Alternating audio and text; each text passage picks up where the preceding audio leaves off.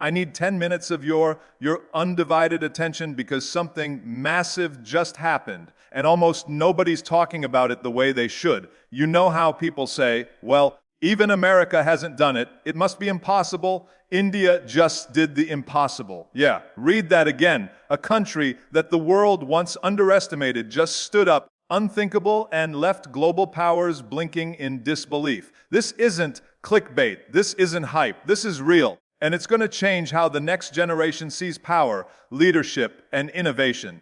Let me tell you what just happened and why it should make you proud, alert, curious all at once. So what did India just do? India has just done something extraordinary, something that no other country on earth, not even the United States, dared to attempt. While the world's major powers were caught in competition or caution, India stepped forward with a quiet confidence and achieved what many, the global stage and rising powers, thought was too risky, too complex, or too premature. The Chandrayaan-3 mission. It wasn't just another lunar landing. It was a calculated effort to reach the south pole of the moon, a region filled with craters, cold, and scientific uncertainty. No nation had ever successfully landed there, but India did so with a fraction of the budget that other nations typically spend on similar missions.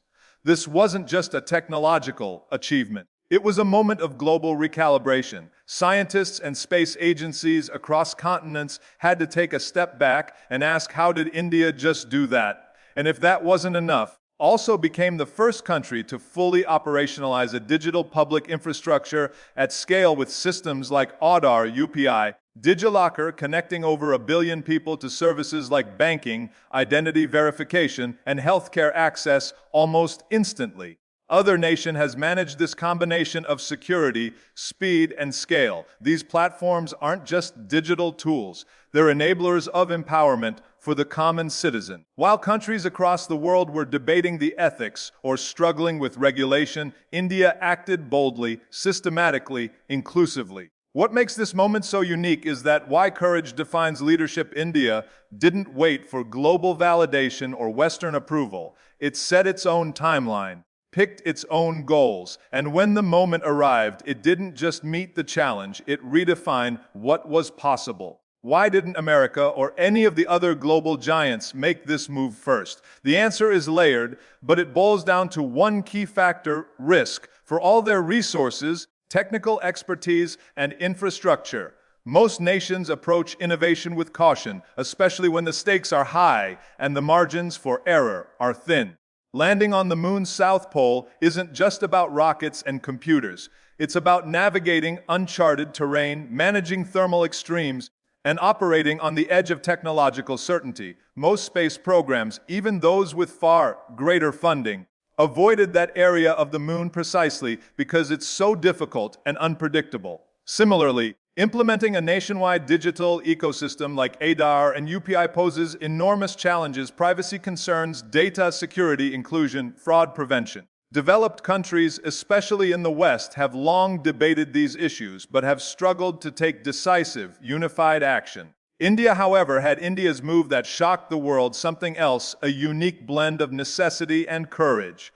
It didn't have the luxury of slowly evolving its systems. It had to leapfrog decades of legacy infrastructure and build solutions that were native to its needs. This urgency gave India clarity and drive. There was no plan B. Instead of being paralyzed by risk, India embraced it. Instead of waiting for the perfect conditions, India created the conditions. What also made the difference was India's mindset.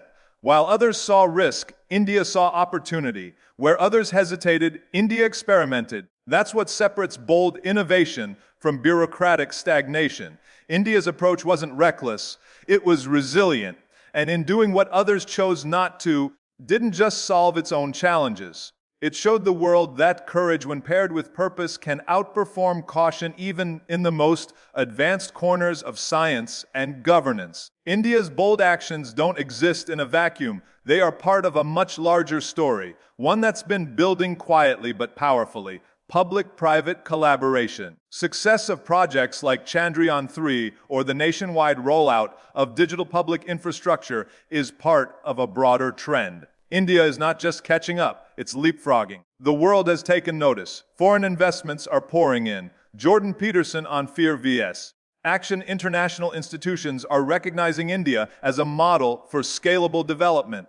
Global companies are setting up innovation hubs in Indian cities. Geopolitical conversations are shifting, with India playing a more central role in forums like the G20, BRICS, and Quad. What's happening now is a ripple effect. One bold move works. It builds confidence for citizens, for leaders, and for future projects. More importantly, it changes the global narrative. India is no longer just a potential market or a talented outsourcing hub. It's becoming a driver of global systems. Whether in fintech, health tech, clean energy, or space science, achievements are signals to the world that India's trajectory is upward, that its innovations are scalable, and that its leadership is not symbolic, it's strategic. The momentum is real. And as India keeps rising, it's not just participating in global progress, it's helping to define it. Let's get one thing straight. What India just did wasn't easy. It wasn't obvious, and it wasn't safe. That's what makes it revolutionary. Because behind the headlines, behind the applause, and the satellite images of the moon's surface lies a truth that most breaking barriers and setting examples people overlook. India embraced risks that others were too afraid to touch. Not because it had a safety net, not because it had unlimited funds, but because it had to. Let's break this down. Talk about bold moves like Chandrayaan 3, as if it's just another space mission. But it's not. It's a leap into the unknown. The South Pole of the Moon isn't some neatly mapped out region with clear landing paths. It's a nightmare of craters, extreme temperatures, unpredictable terrain, scientific uncertainty. No country, not even the United States, China, or Russia, had succeeded in landing there before. Why? Because the margin for error is razor thin. A small miscalculation could mean complete mission failure, billions lost, years wasted, and global embarrassment on the world stage. That's the kind of pressure most governments avoid. They prefer safe innovation, incremental steps, minor wins, low-stakes moves. But India went straight for the summit. Here's the real kicker. It did it with a budget smaller than what some countries spend on defense, coffee tables, or corporate parties, with fewer resources, a leaner team, and with the entire world watching, waiting to see if it would fall. Now think about that. What kind of mindset it takes, not just scientifically, but culturally, to say yes. Lessons for personal growth and nations. We'll do, even if we fail, we'll do it anyway, because the truth is India had already failed before Chandrayaan 2 didn't make it, crash-landed just kilometers away from the finish line. Most countries would have shelved the program after that. Cited budget constraints, cited the technical gaps, moved. But India didn't walk away. Yeah. It didn't hide its loss. It didn't spin a story. Instead, it said, let's try again, but this time better. That right there, just engineering. That's emotional intelligence on a national scale. That's resilience embedded into policy, into leadership, into the soul of a country. India's case, failure wasn't final. It was feedback. And that's one of the most powerful cultural shifts the world needs to understand. Now, let's talk about digital infrastructure. You've heard the buzzwords Aadhaar, UPI, DigiLocker. Do you realize what it means to create a seamless digital identity and financial system for over 1 billion people? It's not just about apps and servers. It's about trust. How do you get 1 billion people to trust a new system? To believe that their data is secure, to switch from paper to cloud, from cash to code. The mindset to defy expectations, you do it with courage and intention. But it doesn't come without risk.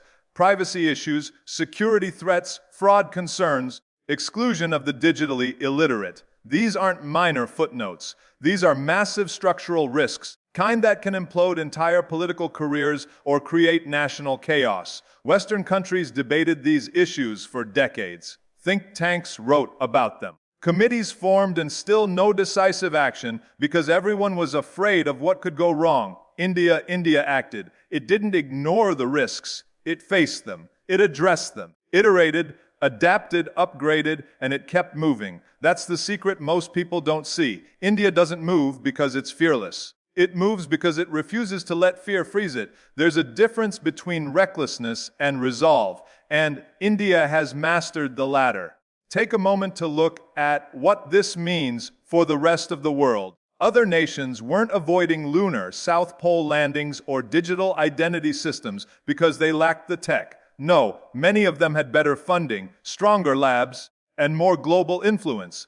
They stayed back because they weren't willing to accept public failure, because they weren't ready to risk the criticism. They feared the what closing motivation and call to action if. But here's the truth. Without the risk, there is no leap, no moon landing, no digital revolution, inspiration, no change. And this is why India stands out not just in action, but in attitude. It saw risk not as something to fear, but as a threshold to cross. Built systems that could break and rebuilt them better. It landed where no one had landed and accepted the danger of missing. But in doing so, it proves something to the world. Don't need perfect conditions to do world-changing work. You just need purpose. Risk tolerance isn't about ego. It's not about gambling. Understanding that the cost of an action